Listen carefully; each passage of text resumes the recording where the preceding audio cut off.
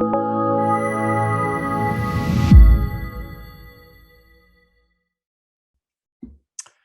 I'm Jacob Hornberger, president of the Future of Freedom Foundation, and welcome to the fourth of our presentations in our conference, End Inflation and the Fed, which we consider to be one of the most important conferences we've ever put on. Everybody knows it's a relevant conference with gasoline prices and grocery prices and everything else just shooting through the roof. And of course, government officials blaming it on everything but the real cause, and that's the Federal Reserve. We've had three great presentations, as you all know, and we're in for a real treat tonight because I guarantee you're going to get a fourth great presentation tonight. Let me remind you that if you want to ask a question, do it on the Q&A button at the bottom of your screen. Just click on that and type it in. And we're very, very honored and pleased to have tonight Phil Magness. He's the Senior Research Faculty and Director of Research and Education at the American Institute for Economic Research.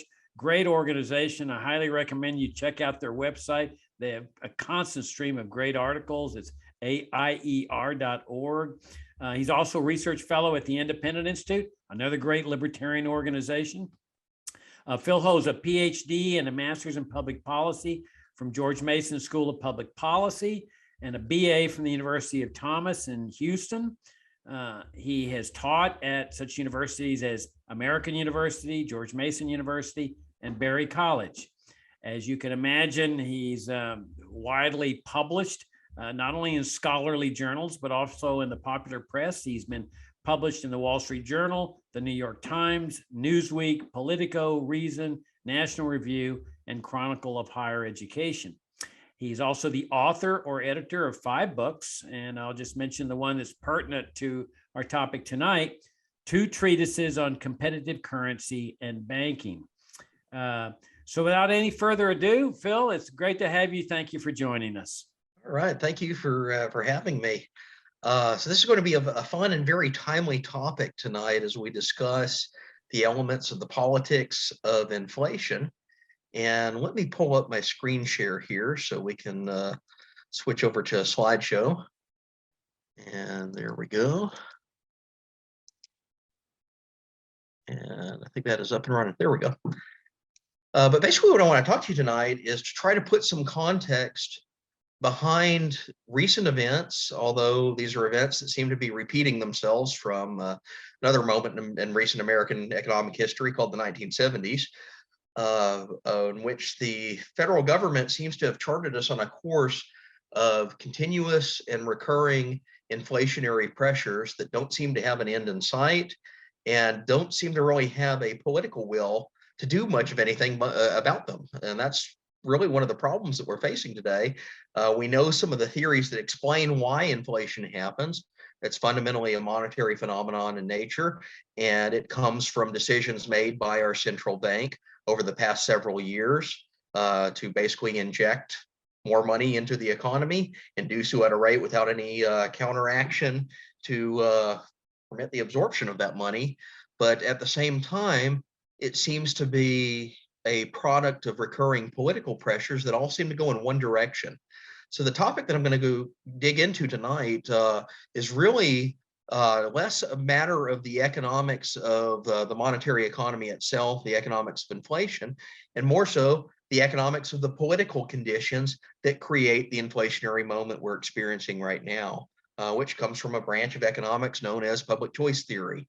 We'll dig into some of the major figures there, but most of you probably have encountered public choice theory as the branch of economics most closely associated with James Buchanan and Gordon Tullock out of the George Mason tradition, and a few other economists at other free market institutions and schools that developed really in the 1950s and 60s through today, of taking the lens of economics and using it to explore and explain and understand why political actors do what they do, including the non-romanticized versions of the economy, non-romanticized versions of what government's role in that economy happens to be.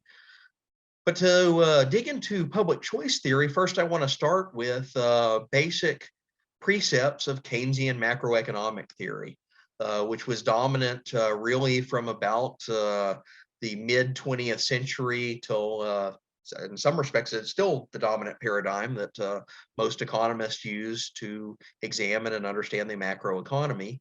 But conventional Keynesian theory basically saw inflation as a product of a couple of different conditions. This is drawn out of Keynes himself. You've probably seen these terms referenced and discussed. I'm not going to get into the mechanics of them too much, other than to note that they are often used to describe what we have been experiencing in recent months and years, as well as historically. Basic Keynesian view of inflation attributes it to one of two factors or a cycle of those factors interacting with each other. Demand pull. This is basically the scenario when demand exceeds the available goods in circulation. Basically, there's a glut of money to purchase things that are available, too few things to purchase, and that pushes prices upwards, push the price level in particular upwards. And then there's a cost push theory of inflation, which basically says that a sudden shock to a major component of production and industrial input, the classic example being gasoline or oil, occurs.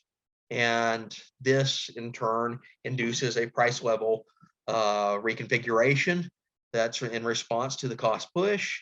And the scenario is basically the same thing. You get inflationary moments. There are also room in the Keynesian paradigm for systemic cycles to emerge of both wages and prices continuously readjusting to reflect each other. And then finally, there are recognitions in the Keynesian system that hyperinflation is a possibility, but it's seen as an extreme possibility. It's not the day-to-day inflation we normally encounter, at least according to the Keynesians. I'm not going to endorse these theories in particular. Quite the contrary, we'll get into some of the elements of that, but I just want to lay them out because they explain quite a bit of the political system and its response to what we are seeing at the moment. There's the classic diagram of a Keynesian demand pull scenario, where Keynes operates in a system of attempting to aggregate supply and demand mechanisms, but what you see is on the vertical axis is the price level is represented, and on the horizontal axis, you have total output of the economy, or GDP, per our accounting identity.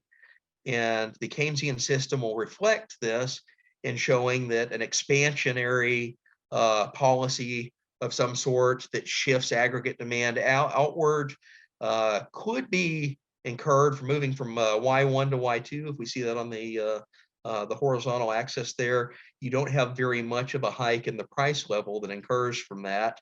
And yet if we move from Y2 to Y3, just by shifting the aggregate demand curve a little further out, you have a very large jump in the price level from P2 to P3. That would be considered an inflationary event.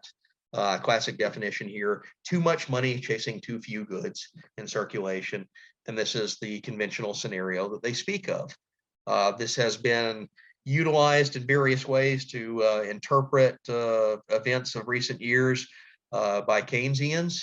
In particular, some of the monetary injections that occurred during the COVID-19 lockdowns and pandemics, when goods were basically taken off the table because the economy was shut down in various ways. So this is one of the explanation scenarios that has come up. We also see evidence of the other side. The cost push scenario was talked about as a response to an energy shock, in particular caused by events over in Europe and the Ukraine war, but also certain other systematic events that were taking place in the energy markets over the last year or so. So both of these have been invoked as reasons to explain the current inflationary moment. Now I want to caveat this by introducing a few other theoretical elements. We have the classic monetarist interpretation of inflationary events, which really goes down to, again, more accounting identities. This was Milton Friedman's major contribution in his response to kind of the mid-century Keynesian moment. And that was to remind everyone that, whether you're talking about proximate causes in the immediate present on the aggregate supply or aggregate demand side, even if you accepted the Keynesian framework, there's a more fundamental issue at play, and that is a monetary phenomenon tied to the supply of money in circulation. And Friedman's famous quote here is that inflation is always and everywhere a monetary phenomenon, in the sense that it can be, is and can be produced only by a more rapid increase in the quantity of money than an output. That's basically a scenario description of all monetary phenomena that result in an inflationary outcome. And it seems to describe and encompass not only the Keynesian world, but alternative theories. Friedman is very astute to paying attention to the history. And he notes within this framework that not only are conscious policy decisions inclined to produce inflationary outcomes, there have also historically been scenarios in which it's in the interest of a government to finance itself through the incurring of debt and the intentional devaluation of its currency. And this goes back to antiquity. We know in ancient Rome, examples of inflationary events that were caused by currency devaluations undertaken for very intentional and specific ways. Friedman is astute to and aware of political incentives existing for a general suite of policies that could be referred to as loose credit policies out of the central bank, and the mechanism that comes from that can induce inflationary events. So keep all of this in mind as the backdrop of the theory. We're going to modify the Keynesian side of that theory a bit by introducing technocracy. Technocracy comes from the high watermark of the Keynesian moment of the mid-20th century, although it's still in many ways with us, and predictive models that attempt to encompass attributes of the macroeconomy in such a way that it is perceived to be directable by learned experts, including experts that work at the central bank. This picture here is one such figure that plays a role in the emergence of Keynesian theory and modifications to it. That is A.W. Bill Phillips, who was an economist at the mid-century, came originally, I think, out of New Zealand, but made most of his impact in the UK and the American world. What he did in the 1950s, he attempted to model an entire circular flow mechanism of a country's economy, which he literally mechanized by piecing together an intricate pumping system between fish tanks that were supposed to effectively represent different amounts of resources or money in circulation through a depiction of how a macroeconomy was seen to work in the Keynesian system, and effectively invented a hydraulic computer that became something of a joke afterwards, is referred to as hydraulic Keynesianism.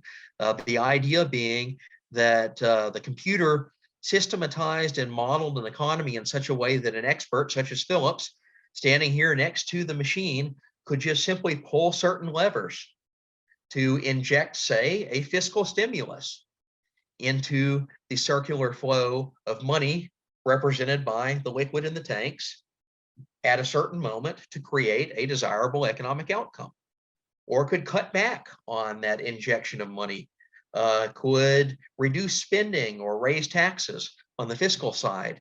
And what would that do? It would alter the flow of the liquid through the system and result in very precise outcomes. You can see at the very top of the machine there, it was rigged in such a way it charted supposedly the output or GDP of an economy based on different levers that were pulled in the machine.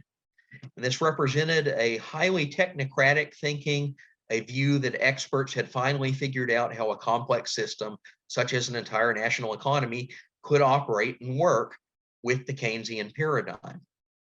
This system really peaked in the 1950s and 60s. In particular, Paul Samuelson wrote a major economics textbook, started publishing in the late 1940s, went through dozens of editions, and was the most widely used economics textbook in circulation really until about the early 2000s. But it was basically an exercise in a modified form of Keynesian technocracy, to where experts could guide a national economy in such a way that resulted in perceived to be desirable outcomes. And one of the implications here is that if you encounter any sort of economic trouble, recessionary pressures, a depression emerging, a spike in unemployment, a spike in inflation, you name it, there was a tool in the toolbox that the experts simply had to snap their fingers, pull the lever, and a combination of policymakers in the legislative sense responding to this and central bankers could kick into motion and rechart the course in such a way that resulted in stabilizing events for the national economy at any given moment. And they believed that the Keynesian system had worked out most of the major levers to pull, although there was a twist. And that twist also comes from Bill Phillips. From a famous article he wrote in the late 1950s, although it was implemented and changed and modified in other ways by some other characters we'll discuss in a moment, referred to ominously here as the Phillips curve. And the Phillips curve used some historical data that he was studying, looking at wage levels, not just price levels, but a more narrow sense wage levels over time and unemployment rates. Mostly looking at the British Empire is where he started to observe the first relationship. And when he plotted it out on a two-axis curve, basically a relationship started to appear that suggested in times of high inflation, there was also low unemployment and vice versa, that a connection could be made between the unemployment rate and the price level or the inflation rate that was occurring. And the proposition that's taken from this really isn't stated so much by Phillips in his first version of it, but his later derivatives, including work done by Paul Samuelson and Robert Solow, who really originally adapt this, is they figure out that the Phillips curve is kind of a stumbled upon, accidentally discovered solution to a gap in the Keynesian system. So I refer to it often when I discuss it as the God of the gaps of the Keynesian macro model. Keynesian macro model in its original form is focused on fiscal policy, taxes, and spending as the main mechanisms of pulling levers to direct an economy. But we all know that all of these decisions that are made have macroeconomic implications in the monetary system as well, especially if you are debt financing or you are engaging in the use of tools of the central bank to attempt to induce stimulus or to attempt to slow down the purchase of goods or certain investment patterns, for example. And Keynes himself in his original system did not have an explicitly mapped out connection between the monetary components of the policymakers' devices. So what really the Phillips curve does is it provides a mechanism for technocratic economists at the central bank to purport to link two different concepts, two different components or problems, inflation and unemployment together in a way that was perceived at the time to be exploitable. The genesis of this theory, which is really after the discovery of the supposed relationship by Phillips, Samuelson and Solow see this relationship and they discuss it quite at detailed length in some of the policy discussions of the early 1960s. And they point out that under a moment of loose monetary policy, i.e. the central bank lowers its discount rate, tries to incentivize and speed up really the rate of transactions or engages in some sort of a monetary injection, will have an effect of boosting aggregate demand, which in turn increases labor demand, thereby decreasing unemployment, causing wages to go up. Wages go up means that employers, companies then attempt to pass the costs of those wages on to their consumers, and then an inflationary moment occurs, a general price level increase. So this is a modification on the two main Keynesian explanations for inflation. But what it means, if you adopt this paradigm, if you assume that unemployment and inflation exist at a trade-off, you can make conscious policy decisions to try to move along that Phillips curve. And if the moment says that we prioritize bringing unemployment down because that's politically popular or that's perceived as the major macroeconomic challenge at the moment, the trade-off is you tolerate higher levels of inflation.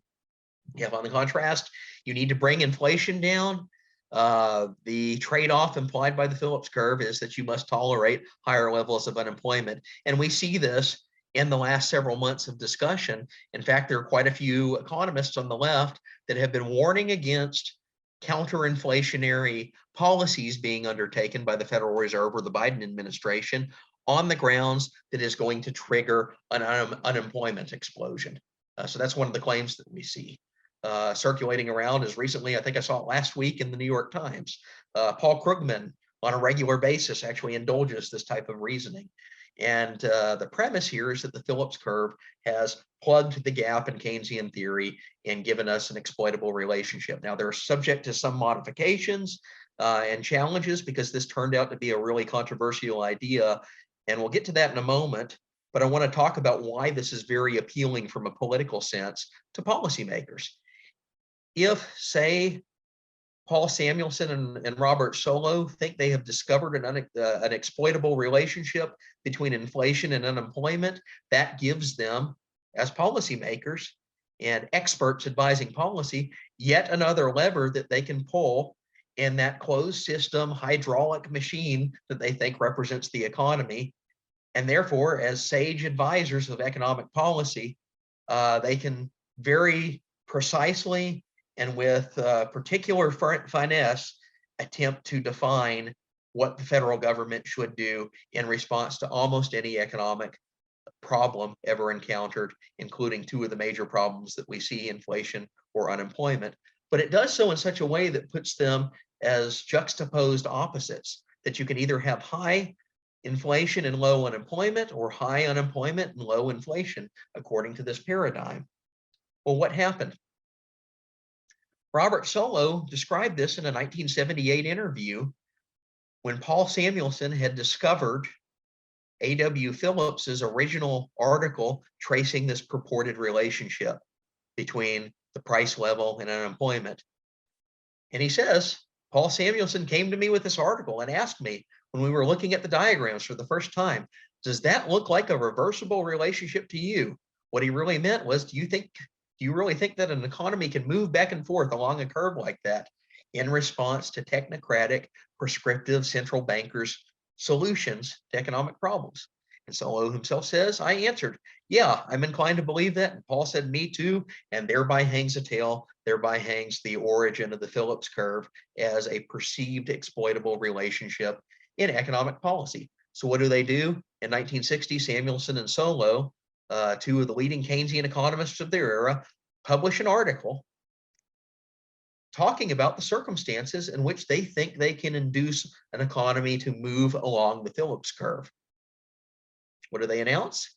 In order to achieve the non-perfectionist goal of high enough output to give us no more than 3% unemployment, the price index must or might have to rise by as much as 4 to 5% per year. In other words, to achieve low unemployment, we must intentionally tolerate inflation, or vice versa. If we want to achieve a low inflation rate, we must intentionally tolerate higher unemployment than may be desirable. And basically, in outlining the theory behind this, they jumped right into advising governments. Continuation from the same article, Samuelson and Solow say we can basically exploit the mechanisms around the Phillips curve to move up and down it. Not only that, we can also do other policies to keep the Phillips curve situated at a stable level where we can continue that exploitation of it, of moving up and down it. And notice some of the policies. I'll let you all read that. I don't want to go through reading it line by line, but in the article, they are actually entertaining such things as price controls, wage controls, changing and tinkering with antitrust legislation as mechanisms to stabilize the Phillips curve in an exploitable area where they think they can move up and down it and tinker with it. At the end of the day, what are these guys doing? They're basically prescribing a mechanism that empowers central bankers to be central planners. And in fact, Samuelson himself becomes a central planner, becomes an advisor to the Lyndon Johnson administration. And what we have here is taken out of an archival memorandum that he wrote in 1965 to Johnson and the Council of Economic Advisors, where he basically attempts to operationalize his theory around the Phillips curve. Says the remarkable price stability which the U.S. has maintained over the past 6 years has in part been due to the high level of unemployment. One way of assuring a continuation of this price stability would be to tolerate continuing high unemployment. Like most Americans, we reject this solution to the problem of inflation. In other words, he's saying to LBJ, we must allow some inflation to occur in order to bring down unemployment to a level that we desire, to work along the Phillips curve. And this was the prescription in the 1960s. They thought they had figured it out. They thought it had all stabilized.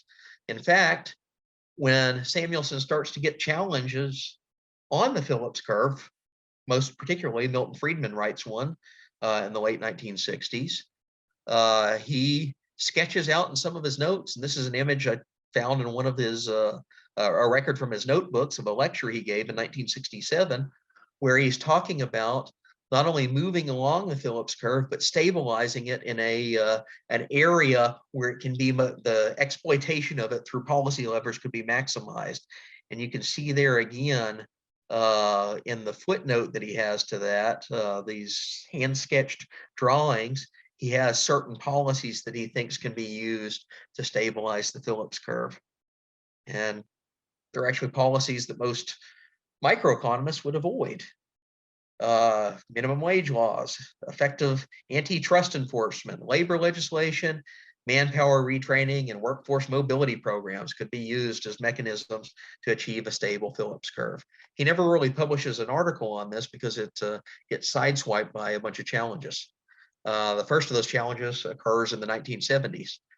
And this is what I want to just show to you. This is data between 1948 and 1910 on a quarterly basis of the relationship between the inflation on the vertical axis, or the price level on the vertical axis, and the unemployment rate on the horizontal axis. And what do you see? There's no clean curve. It's actually a giant blob of dots. A blob of dots that basically looks incomprehensible as a relationship. And that was really came into vogue in the 1970s. We started to see the first evidence of this, of things that should not have happened under the Phillips curve. I dubbed this a few years ago the Jabba cluster because it looks like Jabba the Hutt thrown on a graph rather than an actual empirical relationship that was posited. Nonetheless, the Phillips curve has persisted with us as a perceived central banker's tool, which brings us to really the core of my lecture tonight, and that is, why do these policies persist even though we have clear empirical evidence that says these positive relationship really isn't a relationship at all? It's just a giant blob of data. Well, what happened is after the first challenges emerged to the Phillips curve as a non-existent empirical relationship, the Phillips curve proponents said, well, that's just because the curve's shifting around. We can control it. It's not because the curve was a misidentified relationship in the first place. So in the late 1970s, James M. Buchanan and Richard Wagner wrote a great little book called Democracy in Deficit that tackled not the technical side of the Phillips curve, but the political incentives that kept it alive and that kept monetary policy built around it alive. And what do? Well, they go back to John Maynard Keynes. There's a great chapter in this book, Democracy in Deficit, called The Presuppositions of Harvey Road, named after the street in which the Keynes family lived, as Keynes is composing the general theory and working on his system of the macroeconomy. And what Buchanan and Wagner basically tackle and attack is a way of thinking about the economy as something that sage experts can manipulate from above.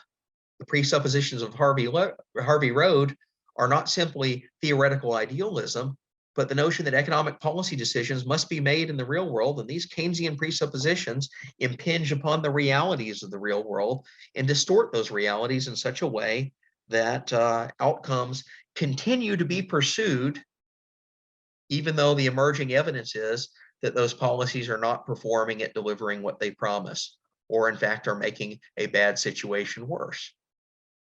Now, that's an abstract way of saying that the discovery of the technocrat's solution to unemployment through intentional inflation in an exploitable relationship, the Phillips curve, had modified the central planner's presuppositions on how to do monetary policy in conjunction with Keynesian fiscal policy. What Buchanan and Wagner observed in 1977 is that the Phillips curve suggested a very real trade-off existed between mutually desirable but mutually conflicting objectives, those objectives being inflation or unemployment. In that scenario, if you're a technocrat and you think you've got an exploitable relationship that you simply pull the levers on, and you pick one or the other, now you have a political feedback loop to do the popular thing, to do the thing that's going to be rewarded in the short term. And what Buchanan and Wagner basically say is that unemployment, low unemployment, tends to yield greater political rewards because it affects a concentrated group, those that are facing unemployment, than does inflation, which spreads in diffuse ways across the entire economy. So the acceptance of the underlying theory of the Phillips curve reorients the technocrat policymakers' decisions and perspectives in such a way that a permanent and creeping inflationary bias enters into the system, all in the name of keeping unemployment low. In other words, it's less costly to tackle unemployment if you think you are tolerating inflation than it is to tackle inflation, which could, if you assume this exploitable relationship exists, lead to a surge in unemployment. So an error that was made in the presuppositions around the Phillips curve translated over into policy decisions and created a bias towards tolerating inflationary pressures and actions by the central bank. But there's another problem. This emerges starting with Friedman's work and Edmund Phelps, so the two major theorists that start challenging the Phillips curve in the late 1960s. This is really taken to task at a later date in the 1970s, the Robert Lucas expectations critique of macroeconomic policy in general, but in particular inflation and monetary policy. And basically what the expectations trap observation says is that if the public in any meaningful way expects certain decisions to continue out of the central bank and expect certain outcomes to come from those decisions, i.e. inflation, what will people do? They'll start adjusting their own behavior as if those expectations are to continue. And when they adjust their behavior, that obviates the tool as a mechanism to address the problem that it purports to be undertaken for. And really what happens is you devolve into a never-ending cycle of anticipated inflationary expectations being built into the nature of future contracts, including contracts over labor, contracts over future orders of products and goods. And when that happens, when that realization is made, it means that the entire mechanism of the Phillips curve collapses, and especially in the long run, collapses in such a way that inflation ceases to yield its promised employment benefits and the relationship itself breaks down. So this was the observation that came about from three major devastating critiques of the Phillips curve in the late 60s and early 70s. And Buchanan and Wagner point this out as a death knell of the theory, and yet they note that inflationary pressures continue. The question then is why? Why do inflationary pressures persist even if the theory itself is breaking down? Well, it turns out that the supposedly impartial and sage and expert-driven Federal Reserve is anything but. In politics without romance, as is what the public choice system posits, the Federal Reserve is also susceptible to the very same public interest group pressures as any legislator, bureaucrat, or bribe-taking politician that you may find in the normal political system. Only it does so with a veneer of expertise and technocracy overlaying it. So what Buchanan and Wagner point out is by having theories of technocracy, even if they don't work, they do provide the Federal Reserve with cover to claim impartiality in a sense that is not really realized in practice. What Buchanan and Wagner predict in practice instead is that the technocratic elements of the Keynesian system result in a political cover and incentive toward inflationary policies over the long run. And that inflationary bias not only derives from the Phillips curve relationship, which had by that point broken down, it also derives from politically popular economic moves that can be undertaken by the central bank, by the Federal Reserve System. In particular, long sustained periods of loose credit and low interest rates, or long sustained periods of using the central bank as a de facto debt financing mechanism for fiscal events. And the combination of these two effects, an inflationary bias under an erroneous theory of the Phillips curve, plus the political popularity of loose credit, mean that the Federal Reserve, or any central bank for that matter, will never take tough political decisions that are economically necessary to rein in spiraling out of control inflation. The result is a political default where the Federal Reserve will almost always prioritize employment over inflation under the errors of the Phillips curve, and show an overall political reluctance to tightening monetary policy or the issuance of credit in any meaningful way until long after it is due. In other words, this is why the Federal Reserve kept interest rates for so low for so long, even though all the signs seem to be there that they should have been taking counteracting policy measures. Let's add some more to the mix. Buchanan and Wagner conclude basically that the post-Phillips curve setting of economics is one of perpetual massive budget deficits, perpetual high rates of inflation, and eventually high rates of unemployment as the Phillips curve collapses and its promised benefits are dampened by an expectations trap. The result is those who accept the Keynesian political presuppositions, the presuppositions of Harvey Road, in the normative sense, those who feel that a few wise people should be empowered to direct the lives of the rest of us through the central bank, must now base their arguments on the allegation that things would indeed be better if only politics did not intervene and prevent them from achieving their desired end, the central plan. But we have another twist on that. And that twist is new to the Biden era.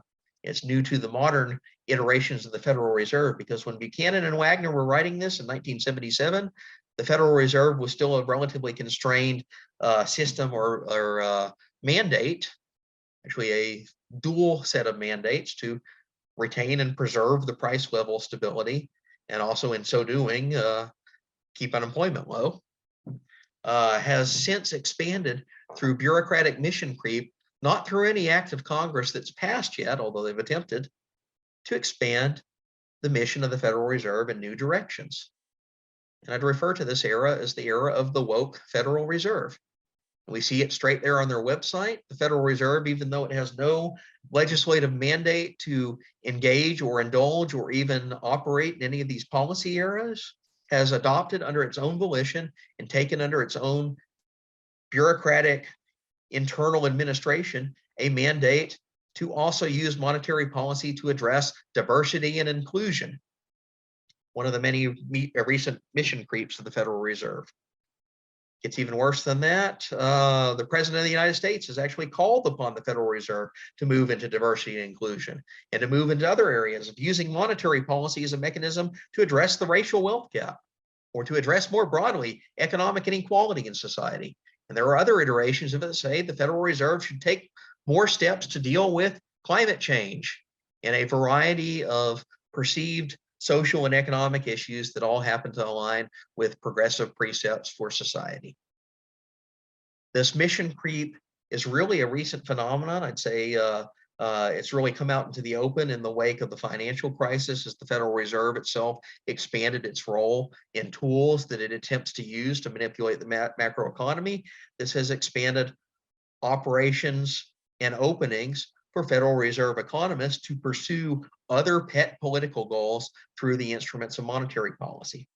big problem here, monetary policy, whatever you have to think of these other goals, diversity, climate change, inequality, monetary policy is a very poor and ineffective instrument for even attempting to achieve these things. And yet it's one that they think that they can run through the Federal Reserve without much congressional oversight, or indeed with pressure from Congress to step into these areas.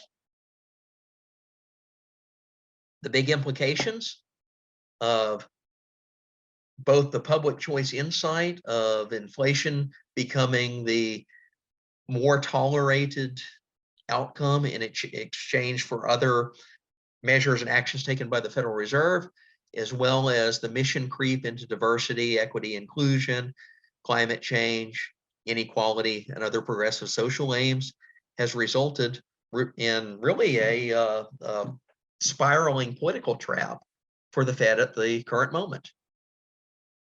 So remember, we have public choice effects that already have an inflationary bias due to the acceptance of Keynesian theory, even when it diverges from reality.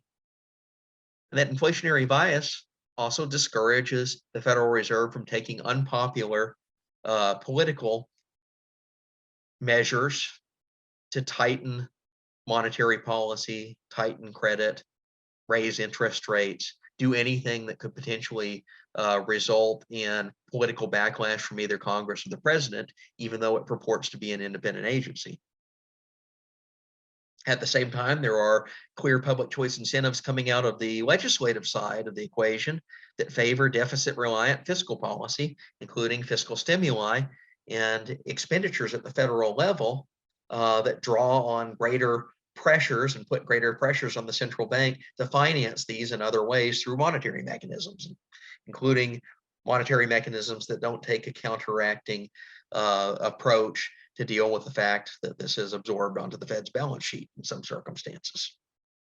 Throw onto that the latest wokeness push for the Federal Reserve to become involved in diversity, climate change, income inequality, and a whole litany of other progressive policy objectives. And what you get is the current situation we're in, a situation in which there's no political resolve at the Federal Reserve to undertake a necessary tightening of monetary policy until it's too late to really stem off and drive away what turns out to be a systematic inflationary pressure that we're seeing at the moment. Part of this also comes through the insight that we see in the way that the Federal Reserve is constituted at the moment. This is a recent study that came out in the Independent Review just a few months ago, where a couple of economists put together a analytical chart of the political leanings of Federal Reserve employed economies, both at the governors, the Board of Governors level, and then the regional Federal Reserve banks. And what they find is that Federal Reserve economists tend to ideologically and politically tilt to the political left, tilt to such a way that they accept the presuppositions of Harvey Rowe. They accept the Keynesian paradigm, separate and apart from evidence of whether it works or not. They accept it for political and normative reasons. And we see clear empirical demonstration of that. He uses proxy data from party affiliation, Republican, Democrat, no affiliation, and in one case, a libertarian. But what you see is that the politically active members of the Federal Reserve's Federal Reserve employed economists do tilt overwhelmingly to the left. The Board of Governors level, it's a 48.5 Democrat to 1 Republican ratio. And you see this playing out across all of the Federal Reserve Bank, the branch banks. So the evidence is there that you have a politicized Fed that all tilts in one direction and adopts certain normative pressures in a political system that only rewards certain actions under those pressures, and those actions tend to be overwhelmingly inflationary, which leads us to the exact scenario that we found us in the last year and a half. And that is creeping inflation, recurring inflation that the Federal Reserve has basically looked like it's out at sea, adrift, and unable to respond to or address, even to the point that they adopt rhetorical responses to warnings of inflation by announcing that it is temporary or transitory, or give it another month and we're going to turn the corner. Therefore, we don't need to take any politically unpopular action, such as using the central bank's tools, monetary tools, to rein in credit issuance, or to take countervailing actions that would bring down inflation. So therefore, in mid-2021, the Biden administration, as well as Jerome Powell and most of the spokesmen at the Federal Reserve, adopted a political line that declared the inflation that we were starting to see very pronounced signs of over a year ago was only transitory, only temporary, even to the point that they were shouting down naysayers and dissenters within the economics profession that warned, no, this indeed was a major deal. This was a major problem. It was chickens coming home to roost from several previous years of excessively loose monetary policy that neglected, for political reasons, the implications and the long-term effects of that very same policy. Brings us to the current moment. What went wrong? We can synthesize it through the public choice trap observed along with the pre-existing ideological presuppositions of the Keynesian system. They built a circumstance in which inflationary biases were baked in to how the Fed viewed monetary policy and how the Fed viewed its mandate.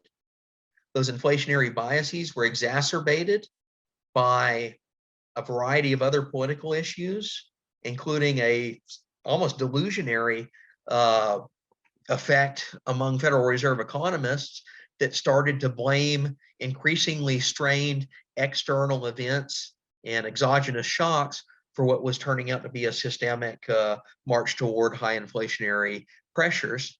So if you remember, about a year and a half ago, first they started to blame supply chain disruptions as the mechanism that was causing inflation. And all we had to do was fix the supply chain and inflation would go away or come back down to earth.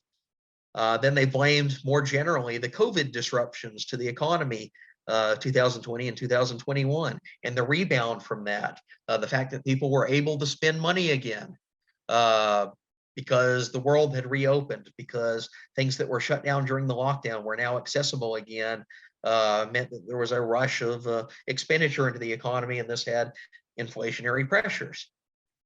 Then they moved over to blaming greed, saying that it's just the corporations. This really doesn't have anything other than an ideological normative basis for it. But they started attacking greedy corporations are keeping prices higher than they need to just so they can reap more profit. And it turns out that there's no empirical basis for this. The mantra emerged that inflation was transitory. The Ukraine war became another default point of blame for inflation. But time and time again, all of these supposedly transitory things never went away. And then layered on top of that, meanwhile, the Fed is distracting itself with diversity and climate change and issues that are well outside of his mandate, even to the point that the House of Representatives is currently toying with legislation that attempts to change the mandate to include these things. So a combination of political pressures for inflationary bias, self-delusion and failing to diagnose the problem, and distraction with other progressive political aims meant that when Jerome Powell and the Federal Reserve finally realized that, hey, inflation was something other than transitory, they were left playing catch up rather than proactively doing anything to rein it in. And that catch up has been a post hoc reaction to several years now of unconstrained monetary expansion and intentionally loose credit. And that catch up is a succession of interest rate hikes for the Federal Reserve's discount rate that we've seen basically since the beginning of summer, and we're likely to see at least over the next 2 months. They're talking about another 0.75 point rate hike being implemented possibly as soon as next week and over the next month or so as attempts to engage in tough love counterinflationary policy.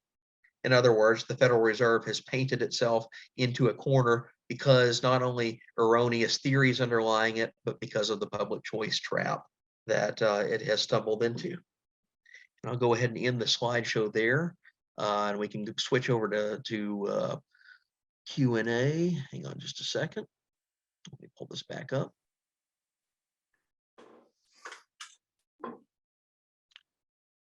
And I think I'm back at full screen. There we go.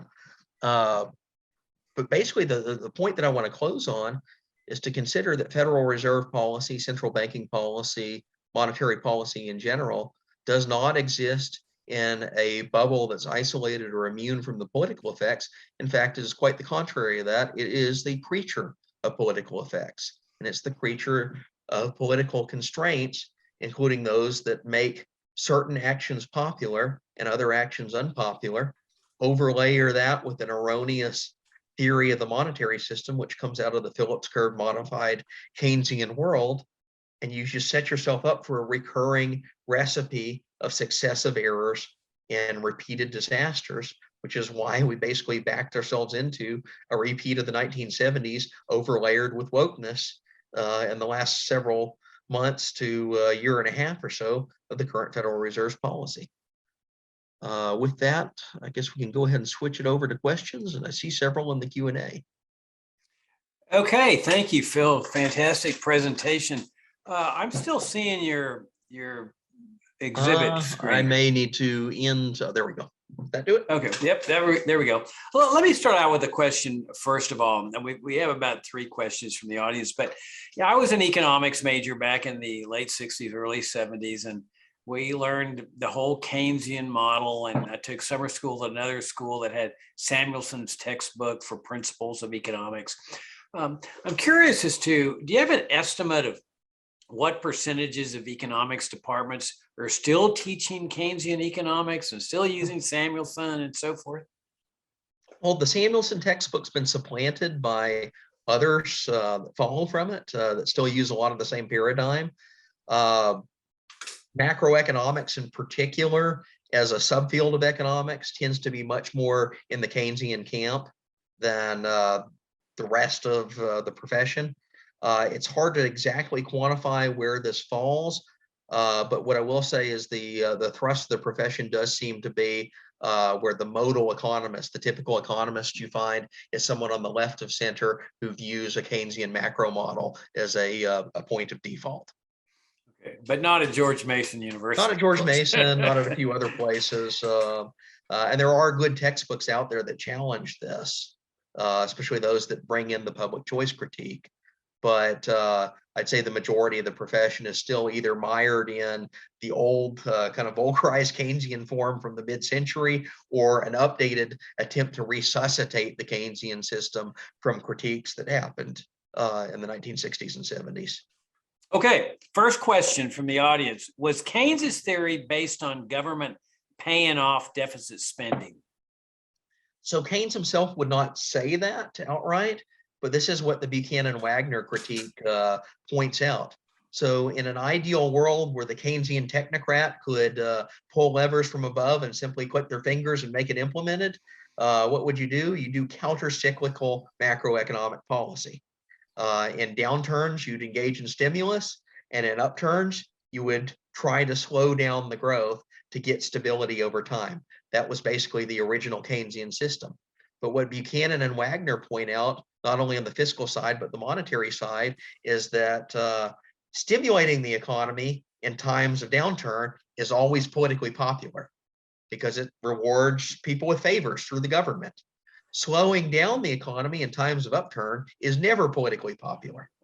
So what you get is a trap where only one side of the Keynesian policy prescription is ever politically viable, and the other side, as soon as they attempt it, you either lose your office, you get voted out of office, or you get pressures to reverse course, as happens to the Federal Reserve every time it undertakes kind of a tough love approach to inflation or anything like that. So the long-term pressure is always towards doing things that supposedly expand the economy through spending, supposedly expand the economy through loose credit, and basically that prioritize low unemployment, over inflation, but fall into an inflation expectations trap as a result of it. So you get the worst of all worlds as the political outcome, even if that wasn't strictly what Keynes himself would have prescribed. Okay, next question. Are you surprised at the Fed rate hikes taken this year?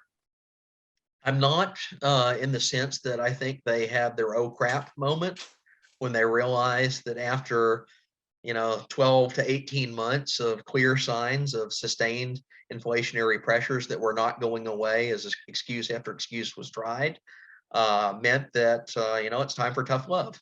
And it's been likened to like a mini Volcker scenario, which was the response in the early 1980s. What did they do? They jacked up interest rates, the Fed's discount rate, to try to rein in a period of recurring and deeply damaging long-term inflation that had played out across most of the 1970s and early 1980s.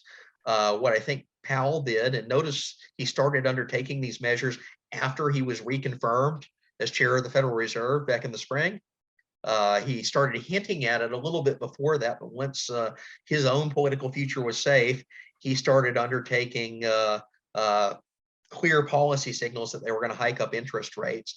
The problem is it's too little too late in the way that they executed on it. The fact that they are reacting so late to a problem that's been existent for the better part of 12 to 18 months prior to it means that they're getting less bang for the buck. They're playing catch up rather than proactively taking measures to rein in inflation. So it's a blunted effect compared to what it could have been had a less politicized Fed even been feasible. And I argue that it isn't. Okay, well, that actually leads to the next question. Very interesting presentation. How do we disengage monetary policy from politics and the Federal Reserve? Well, the ideal solution is get rid of the Federal Reserve. In other words, this delusion pretending that we can have an independent agency of experts, of sage mandarins that hand down policy from on high is nonsensical. They are always susceptible to political pressures, always have been, always will be. And this is true of any central bank that's existed throughout human history, is eventually the political pressures cause them to do something different than what even their own internal theories prescribe, assuming those theories were even right, and most of the time they aren't. So it's a question of depoliticizing the Federal Reserve. Well, the answer to that is you basically have to constrain the Federal Reserve itself. So the ultimate solution would be getting rid of it. In a less ideal world, we're assuming that we cannot politically get rid of the Federal Reserve. I argue for constricting its mandate to a very, very narrow set of goals, i.e. price stability. I'd even go so far as to say that the Fed should have a single mandate rather than a dual mandate. There's debates over that, and that single mandate should operate under strict monetary rules that prescribe triggers of what happens if inflation crosses a certain threshold, for example. That might be a result that could be attainable. It'll never be a perfect one because they're political actors, and political actors are always going to be susceptible to pressures from the legislative and electoral dimensions of the government for their own future, for their own sustenance. That's the public choice problem that we're in. So ideal world, we get rid of the Fed. Non-ideal world, we put very, very strict constraints around what the Fed can even do. That entails moving away from DEI and global warming and all these other mission drifts that they've engaged in, but also even constraining what they previously had considered part of their narrow mandate in such a way that really removes the number of tools they even have at their availability from the table. The fewer tools, the less damage they can do is kind of my outlook.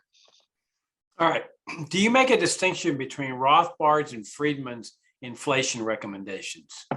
Yes. So that gets into a very contentious area of special libertarian policy, because Rothbardian banking also comes with an entire arguably normative perspective on whether fractional reserve banking is even possible.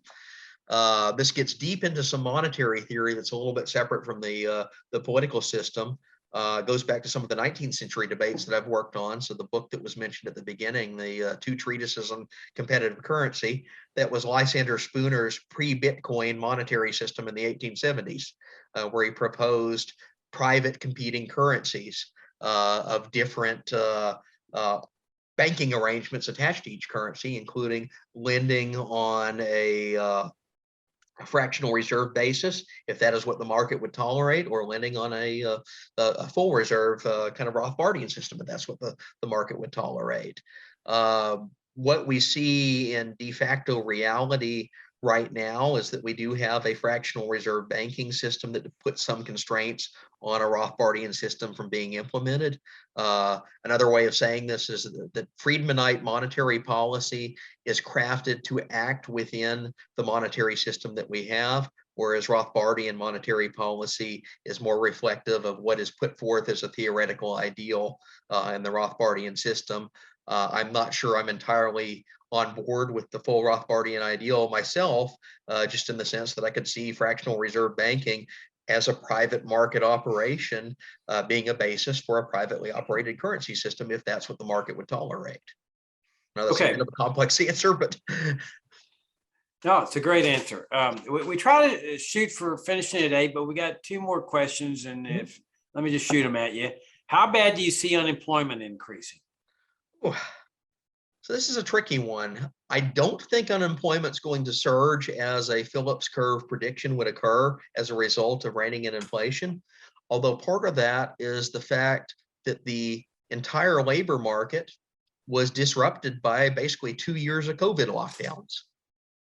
We had an unprecedented government intervention in the employment market starting in March 2020, and it persisted in various forms over the next 2 years in such a way that threw basic employment structures into chaos. One of the effects of that is that we entered into a heavy inflationary period at a time when retailers and restaurants and companies were having difficulty even finding people to hire. We had basically the lowest employment in recorded recent history, not as a result of policies to stimulate employment, but because of the workforce itself had been first coercively shrunk and never really returned. So we have simultaneous other policies that are compounding what is going on here. At the same time, I do think there are very real concerns that we're heading into a recession. By some measures, we may already even be there. The conventional 2 quarters of successive GDP decline has already been met. And that was historically one of the more common signs that a recession is here or is very near on the horizon. We may be teetering on the edge of it. If there is an economic decline that is recessionary in nature, we could see a spike in unemployment, but that's not so much a monetary phenomenon. That would be a recessionary phenomenon at a time when we have high inflation, which means we could repeat stagflationary conditions from the 70s. I'm not going to get into prediction of exactly when and where that will happen, other than to say that the Federal Reserve, through a combination of bad policy decisions, as well as other economic policy errors, including and tied to the COVID-19 lockdowns and its repercussions, have put us in a very precarious economic situation at the moment, all through the planners misbehaving, responding to bad political incentives, and attempting to govern through claimed expertise that they never really possessed. Okay, well, I think you answered the last question. All right. Do you think that it's possible that the Fed will do a Volcker repeat? I think that they are trying to do Volcker light right now. And I think that's exactly what Jerome Powell is attempting to signal with a succession of hike after hike after hike every couple of weeks.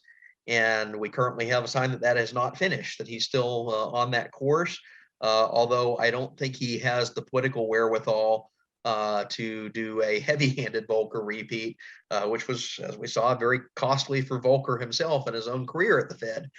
He was not reappointed for reasons of political popularity, even though it did effectively tame inflation, what happened in the early 1980s. So Powell himself, I think, is trying to walk a very fine line of getting inflation under control through reactive rather than proactive measures, but do so in a way that preserves his own political future.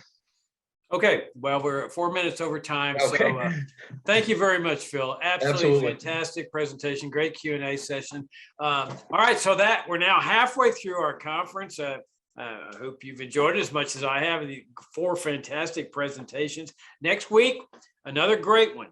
They get better, as you notice, each week. Lawrence White, professor of economics at George Mason University, distinguished senior fellow with the F.A. Hayek program for advanced study in philosophy, politics, and economics at the Mercatus Center at George Mason University, author of several books on money and banking. I guarantee you're going to like listening to Larry White. With that, we'll adjourn. Thanks again, Phil, and thanks everybody for tuning in. Absolutely. Thanks.